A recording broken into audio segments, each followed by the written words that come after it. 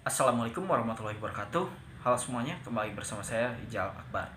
Dalam video kali ini, saya akan berusaha menjelaskan tentang materi desain pemberdayaan masyarakat.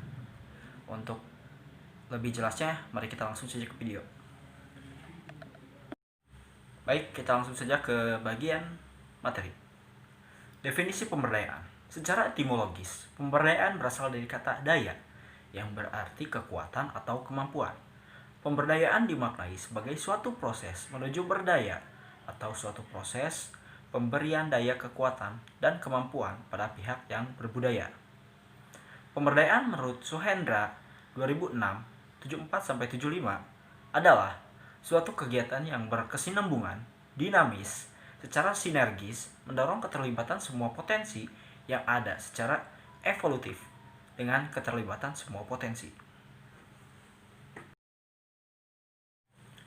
Kedua, perencanaan program pemberdayaan masyarakat. Pengembangan dan pemberdayaan masyarakat seringkali melibatkan perencanaan, pengkoordinasian, dan pengembangan berbagai aktivitas pembuatan program atau proyek kemasyarakatan yang bertujuan untuk meningkatkan taraf hidup atau kesejahteraan sosial, social well-being, masyarakat.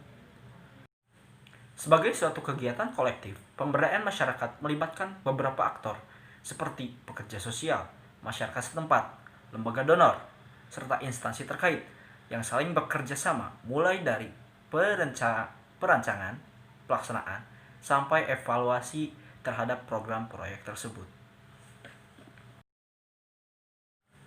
Program ini harus langsung mengikut sertakan atau bahkan dilaksanakan oleh masyarakat yang menjadi sasaran. Mengikut sertakan masyarakat yang akan dibantu mempunyai beberapa tujuan, yakni supaya bantuan tersebut efektif karena sesuai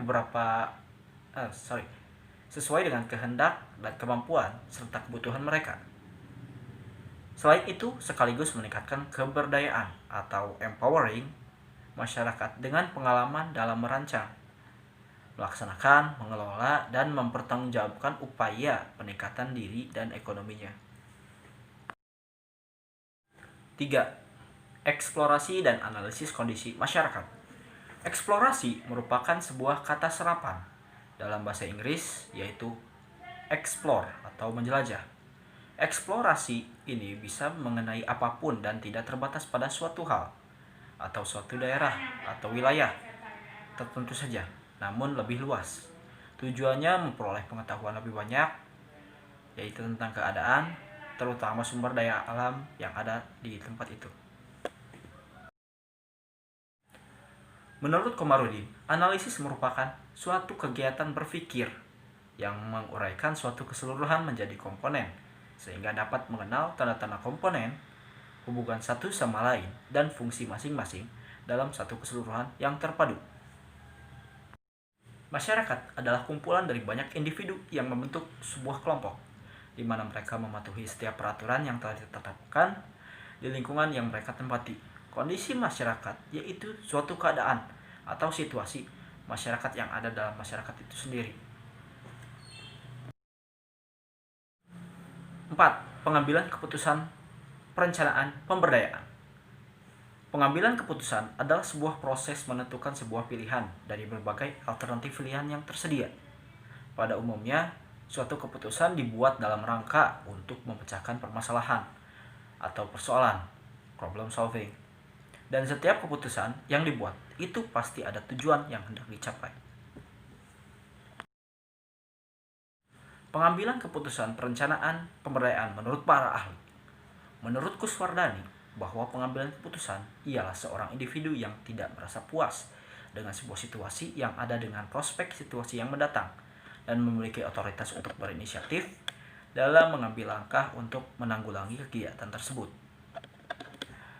Menurut George R. Terry bahwa pengambilan keputusan ialah suatu pemilihan alternatif tingkah laku atau kelakuan tertentu dari dua atau lebih alternatif yang ada.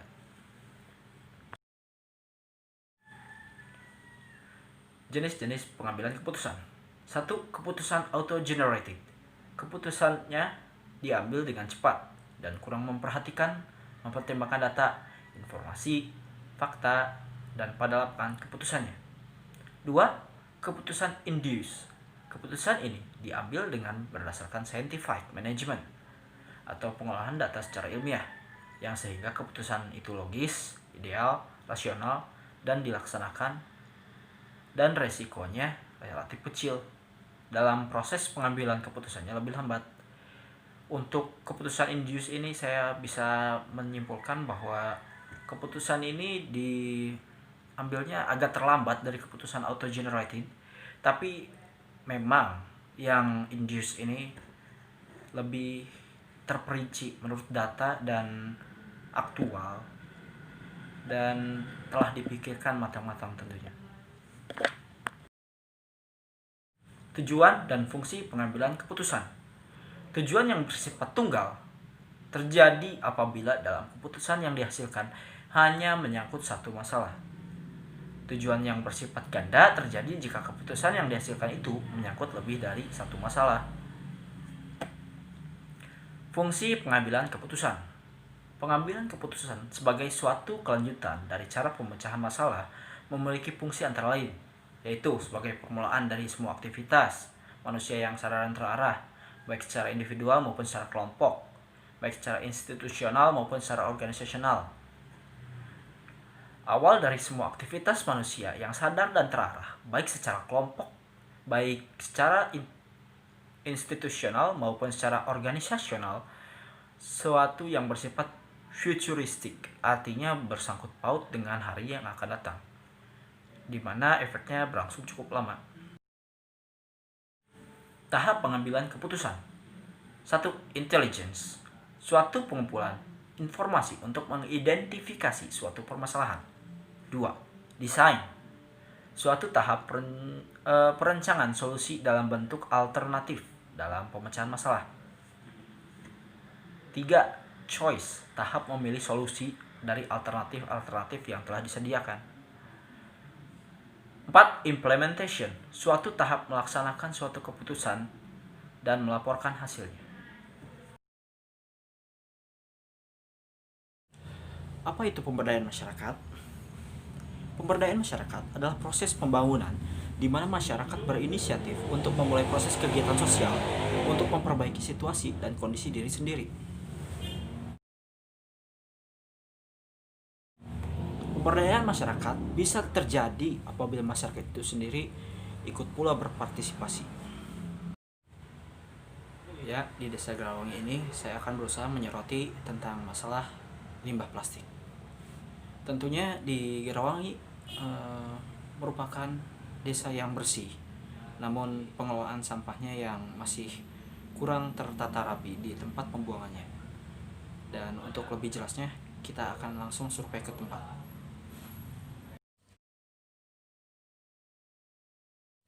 Saya kali ini sedang berada di tempat pembuangan sampah Desa Garawangi yang terletak di dekat SMA Negeri 1 Garawangi.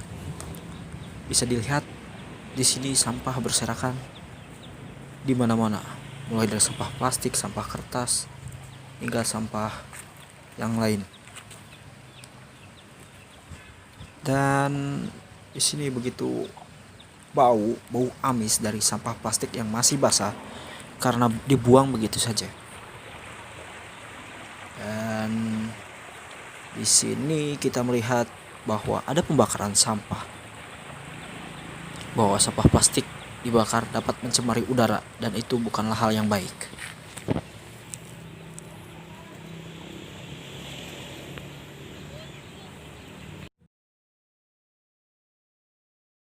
Ya, dengan melihat situasi seperti di tempat pembuangan sampah tadi, saya dapat mengambil kesimpulan bahwa sampah plastik terlalu banyak dan tidak dikelola dengan baik.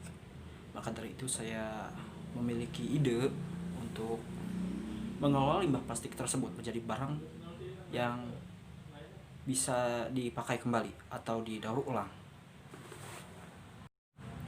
Ya, dan rencana saya dari limbah plastik itu, saya akan berusaha membuat berbagai kerajinan tangan yang bisa dijual kembali tentunya, seperti tas, dompet, atau lain-lain. Karena menurut saya limbah plastik di Garawangi berpotensi bisa didaur ulang kembali, namun tidak semuanya. Ya, mungkin sekian yang bisa saya sampaikan dalam video kali ini. Mohon maaf apabila terdapat kesalahan, dan tentunya selain itu datang dari diri saya sendiri. Kebenaran hanya milik Allah Subhanahu wa taala. Billahi taufiq wal hidayah. Wassalamualaikum warahmatullahi wabarakatuh.